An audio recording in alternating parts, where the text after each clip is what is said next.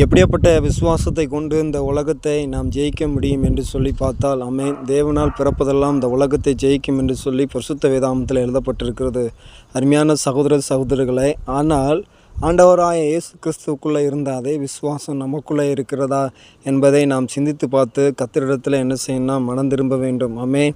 அப்போதான் இந்த உலகத்தை ஜெயிக்க முடியும். இந்த உலகத்தில் இருக்கிற காரியங்களை நம்மளால் எளிதில் என்ன செய்யணும்னா வெல்ல முடியும் என்று சொல்லி அவர் என்ன செய்தார்னா நம்மிடத்தில் எதிர்பார்க்கிறார்.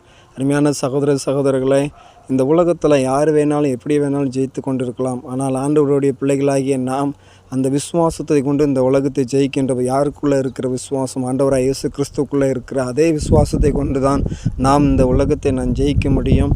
விசுவாசோடு நாம் போராட வேண்டும் என்று சொன்னால் ஆண்டவருக்குள்ளே இருந்த அந்த விசுவாசம் நமக்குள்ளே இருக்க வேண்டும். அந்த விசுவாசத்தை கொண்டு இந்த உலகத்தை ஜெயிக்கலாம், பிசாசை முறியடிக்கலாம், கர்த்தருடைய நாமத்தை மகிமைப்படுத்த ஆண்டவரிடத்தில் தொடர்ந்து விண்ணப்பம் செய்யலாம்.